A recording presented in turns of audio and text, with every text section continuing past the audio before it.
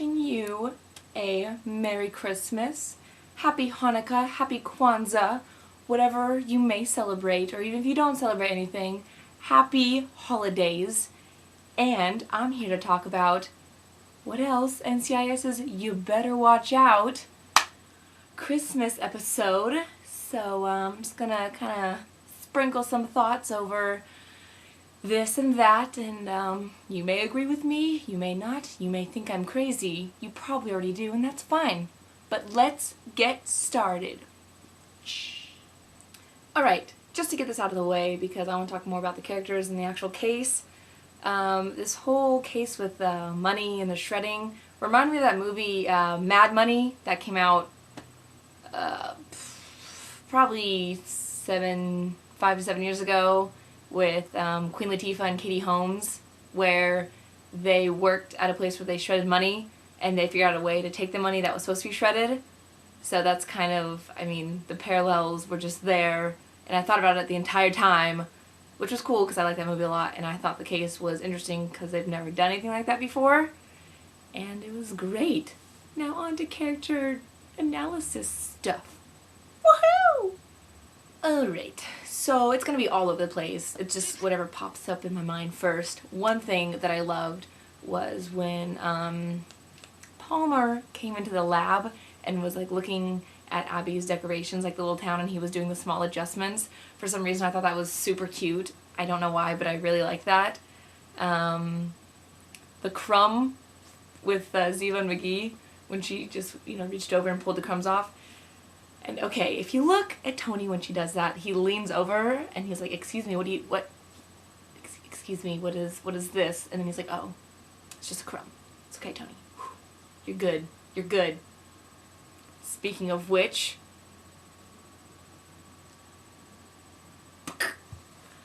Senior was here! Senior! I love Senior so much. Well, except for that one part that I'll get to later. But I love that he came and he's like, I'm spending Christmas with you, my son. And Tony's like, what? Scooby. No. And then when he asks Ziva if he has enough room in his place, and everyone just looks like, oh, well, she would know. Abby's just kind of like, Gibbs is like, well. And McGee's just kind of like, ooh, this is better than my Nutter Butters. Okay, maybe not, but it was funny. And then she's like, awk, no, I've not been there. And then Tony is like, oh, it was just, that was an overall around, that scene was just fabulous.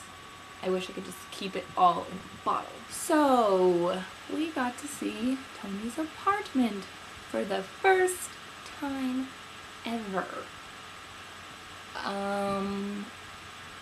I was quite surprised. I mean, okay, the TV was pretty big. That wasn't a big surprise. Loved the kitchen. Beautiful. With the giant island and everything.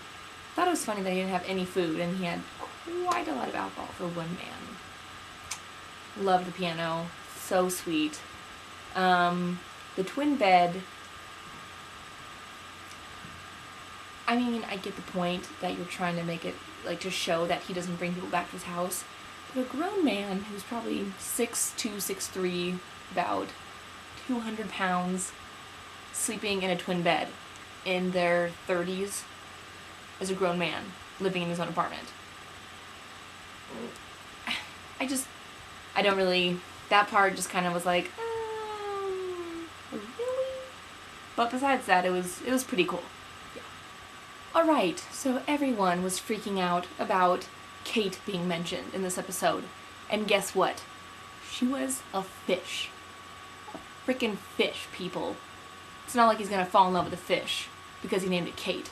I mean, it's not like I named my cat, or nicknamed my cat, Michael Weatherly, because when we snuggle at night, I pretend that my cat is him, and we snuggle. What? That's just not even...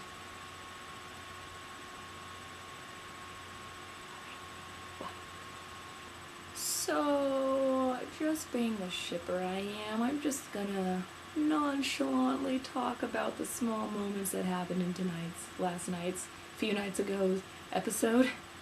Starting with the scene when Senior first came.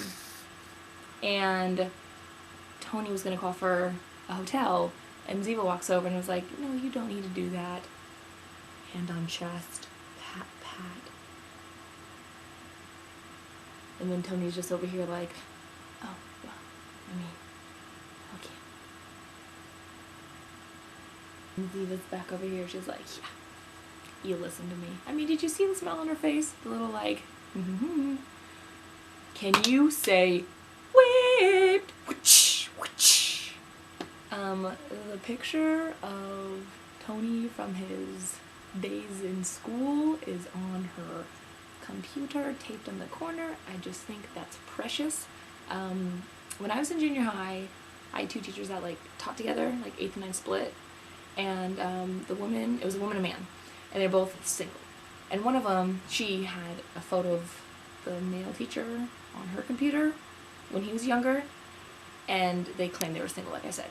And then came back a year later, like just visiting, and it turns out they got married. So maybe, well, obviously, hopefully, this means the same thing.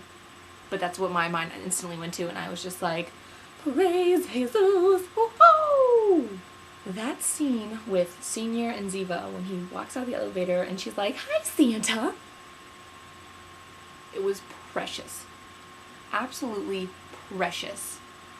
And then she hugged him like 3 times. I thought that was sweet. She just loves Senior, and Senior obviously loves her. And then when they talked about Tony's mother and just, it was just so sweet. And my heart was just, okay. I know that I said I love Senior and all, but the fact that Tony even said this is my sanctuary and he sleeps with the woman next door,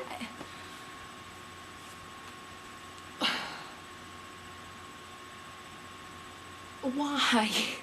Like that was just, and then he's like, well, I'm not gonna change. Like I was not feeling it because I felt bad for Tony. What is going on lately with them just making him look like the victim in everything? I mean, I saw on Tumblr and I completely agree that, you know, he goes to movies, he quotes movies because of his mom, his dad never loved him, he never had the ring that his dad was supposed to give him. I mean, they just make him sound like such a sad and pathetic person. Like, where's the Tony that we all know is overly sexual, quotes movies all the time, and is super confident? Because right now, all I see is a victim Tony, and I'm really hoping that ends soon. That end scene was absolutely adorably precious in every way. You know, Tony coming back with the movie and bringing the ring and everyone looking at it, and then, okay, I'm gonna do it again, but Ziva was like, oh, it's beautiful, and it kind of gave him a look, and he goes, it has a diamond in it, and then he shot her that with that, and she just smiled.